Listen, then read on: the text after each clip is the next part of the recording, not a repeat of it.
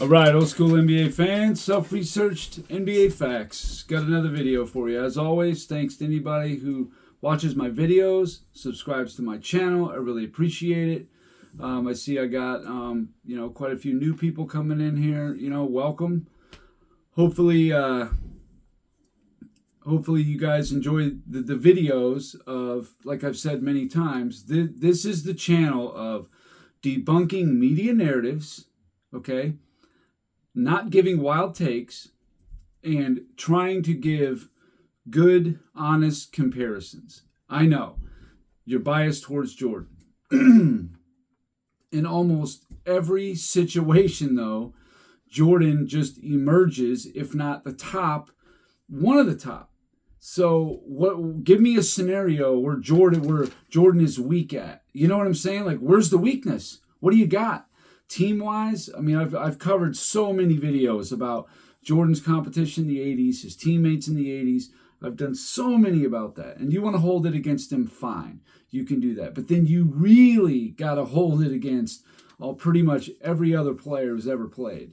Because, winning at the clip that he did with not near as much talent as some of these other guys did, needs to be acknowledged. Well, in this specific video here, this is a narrative I've heard, time and time again. Somebody commented in it just today. The 1996 finals, about how Michael Jordan just got shut down and, Gary Payton, he gave him problems and all this kind of thing.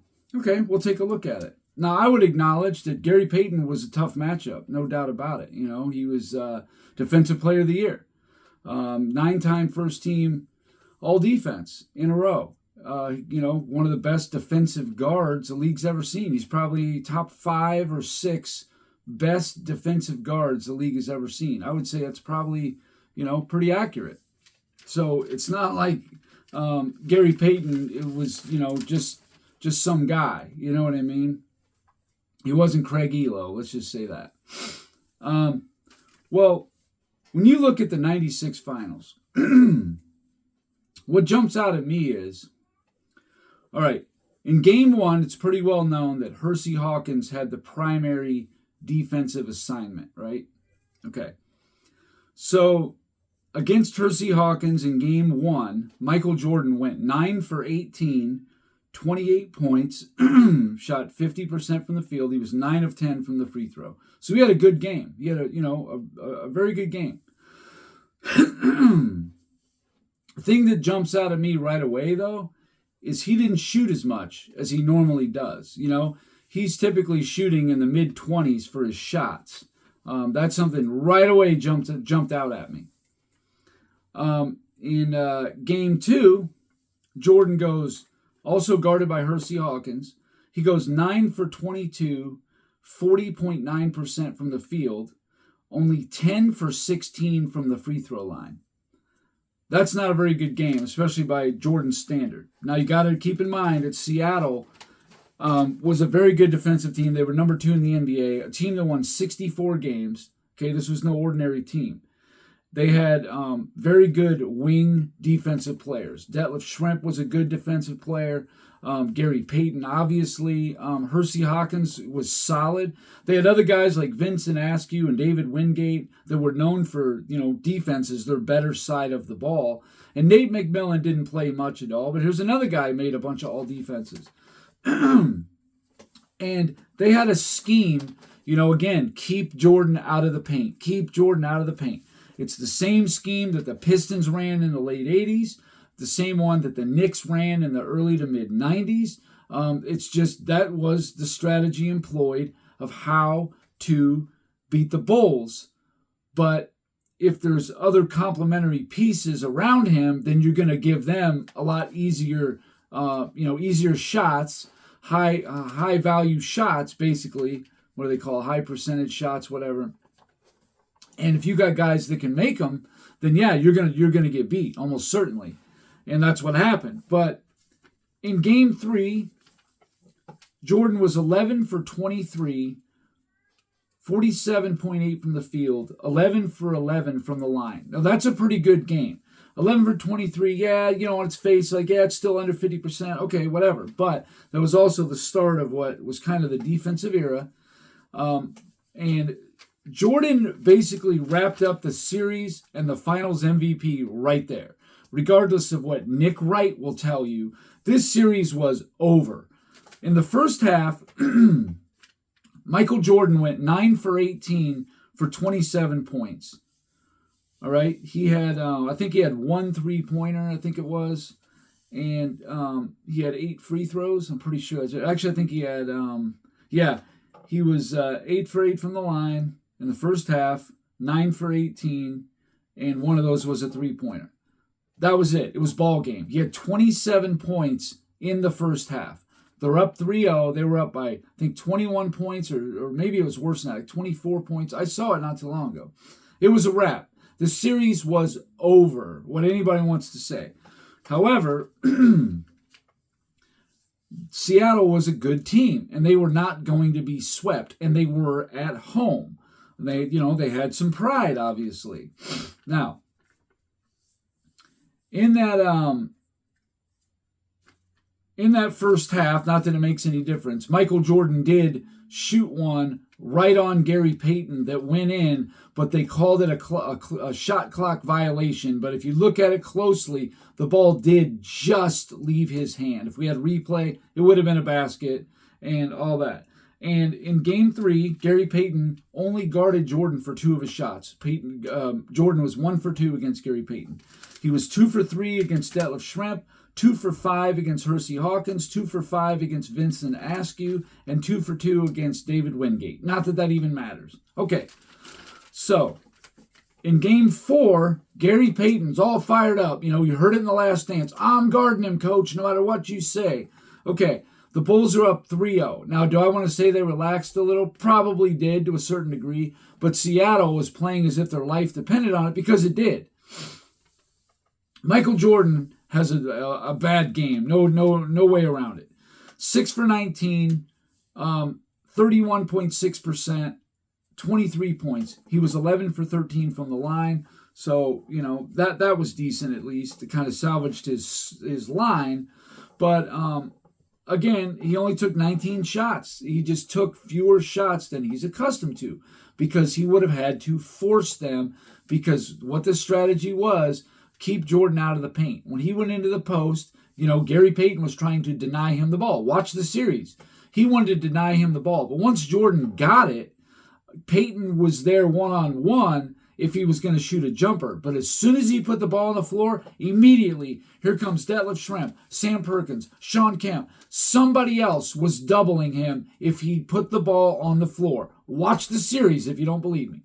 Anyway, even with Gary Payton guarding him one-on-one, didn't matter. So Jordan had a bad game with Seattle's back up against the wall, right? Okay, fair enough. You could say Gary Payton did a good job against Jordan. I won't say otherwise. Jordan didn't have a good game that game. No doubt about it. Part of it, though, was, like I said, a big part of it was Seattle's back was against the wall, and they had some pride. They did not want to get swept at home. Gary Payton's guarding Jordan the whole time. Okay. In Game 5, well, Jordan, as he usually does, he follows up a bad game with a pretty good game, and he had his best game of the series as far as shooting. He goes 11 for 22, 50%, 26 points, 4 for 5 from the line. So he shot 50% with Gary Payton guarding him the whole game, okay? And that was at Seattle. So to say that Gary Payton shut him down, Game 5 disproves that right there. He didn't shut him down, okay? Plus, it was a team effort anyway. It was not really it wasn't a one-on-one situation, but whatever.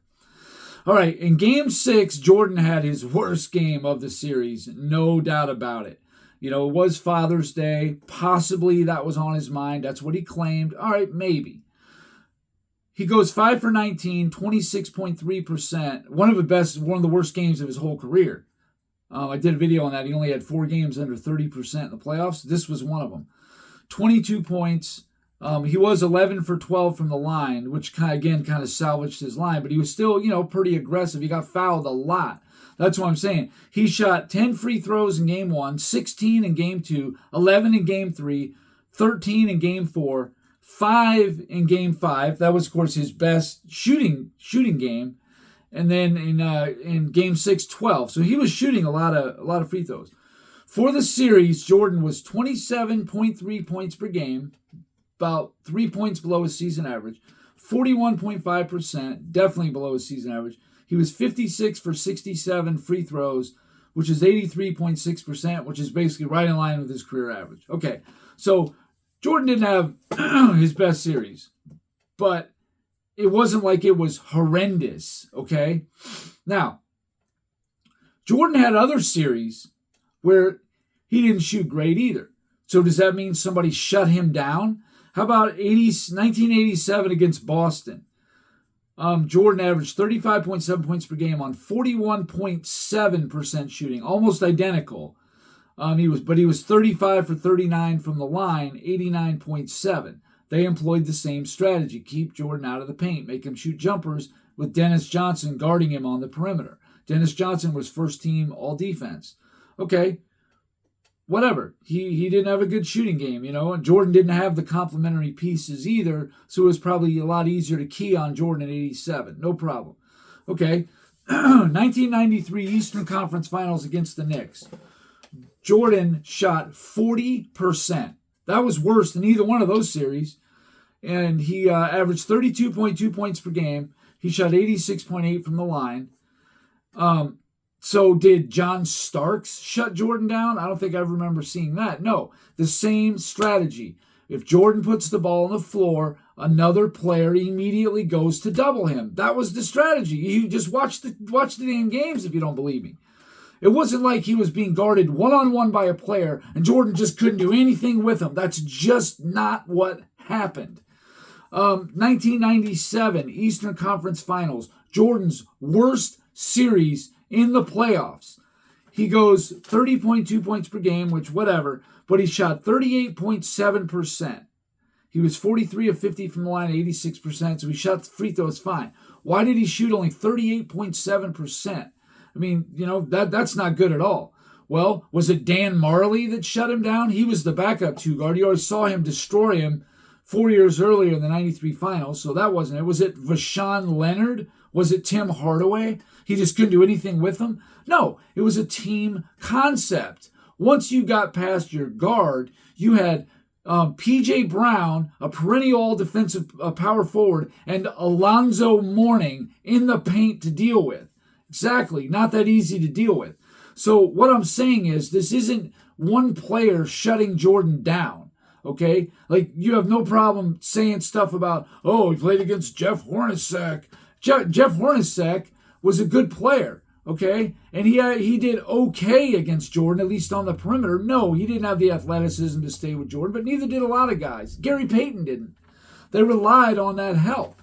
Nobody one-on-one was going to be able to stop Jordan. If everybody cleared off the court, Jordan would have scored on Gary Payton every time he got the ball. That's a fact. But it's not a one-on-one game. Okay, now, let me get into something interesting. That same 96 finals that everybody says Jordan, or the Jordan detractors say he got shut down in. Well, explain this to me. How come in Game 1, when Jordan shot 50%, Scottie Pippen shot 33.3%? Decidedly worse. In Game 2, Pippen shot better. He shot 50% to Jordan's 40.9. Okay. In Game 3, Jordan shot 47.8. Pippen shot 35.7%.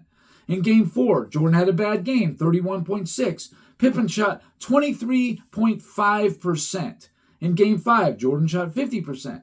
Pippen shot 5 for 20 for 25%. And then in Game 6, Pippen did have a better game because Jordan shot so bad at 26.3. Pippen shot 41.2. But when you add it all up, Jordan shot 41.5%. Okay? Scottie Pippen shot 34.3%. 15.7 points per game. A horrible series. So, what do you think is more likely? That Detlef Schrempf shut down Scottie Pippen? Which he wasn't a bad defender at all. He was a solid defender. Or maybe it was just the overall team defense that did a number on the Bulls. Maybe that's more logical. I don't know. What do you think? Pippen was 9 for 39 on three-pointers at 23%. Okay, let's look at somebody else then. How about Tony Kukoc? He was one of their best offensive players. I think he was their third leading scorer. How did he fare? How about 30 for 71, shot 42.3%. So he was less than 1% better than Jordan. And obviously he got better looks than Jordan did. How about Ron Harper, the other guard? How did he fare? How about 12 for 32 for 37.5%? How about Judd Bushler? How about 2 for 9, 22.2%? Steve Kerr, one of the best, everybody always loves to say Steve Kerr, one of the best three-pointer. He had a score on his team. Steve Kerr went 10 for 33 for 30.3%. Okay? So again, what was more plausible? That Gary Payton single-handedly, one-on-one, shut down Michael Jordan, or Seattle had a good game plan, was a very good, if not great, defensive team that employed a great strategy that they executed very well. What of those two do you think are more likely? And look, if Jordan got shut down, as you want to say it, fine. Whatever. I'd admit it. He got shut down. But that's just not what happened. If other people were putting up big numbers and it was just Jordan couldn't do anything with Gary Payton, then it would be obvious. This is absolute evidence that it's the opposite. This infers that the Sonics had a good game plan against the Bulls. The problem why they couldn't win is because the Bulls' defense was better than Seattle's was. And they once they were down 3-0, it was over. They had pride. They won 2 home games. But in Game 6, even with Jordan shooting bad, he shot good at the free throw line. He still got to the line, and he had other good stat lines. And, Pippen had an okay game, and Kukoc and Longley and Rodman, all the guys had at least an okay game in Game 6, and they won it. But anyway, this is, to me, this is just more of that junk that people like to spew, that don't do the research, don't do the homework, don't use common sense and logic to come to a conclusion. You know what I mean? Like I just said, the 97 Miami Eastern Conference Final, he shot almost 3% worse than he did again in the 96 finals. What was that? And he had Vashawn Leonard, Dan Marley, and Tim Hardaway as the guards that were getting all the time. So what was the deal there? The deal was they had they were the number 1 rated defense. Even though the Bulls won 69 games in 97, Miami was the number 1 defense because they had a good scheme. Pat Riley was the coach. He used his experience when he used to go against Jordan. And, he had a good game plan. What can you say? And Jordan couldn't do nothing with them. But, Jordan had a better team in 97 than the early 90s, so it was easier for them to win. So, anyway, I know kind of a little bit of a ramble, but again, I got the numbers here. You guys got emotion and you got hate in your heart, whatever, towards Michael Jordan. Well, I'm here to debunk that theory once and for all. It's just simply not true. Go watch the film if you don't believe me, okay? If he did, then explain how in Game 5, Jordan went 11 for 22 and shot 50% with Gary Payton as the primary defender. Tell me, what happened there then? Game 5, Bulls lost, but Jordan shot 50%. How'd that happen? Exactly. Doesn't make sense. So anyway, all right, that's all I got for this video. Thanks for watching. If you liked the video, please hit like. Subscribe if you haven't already, and that's it for now.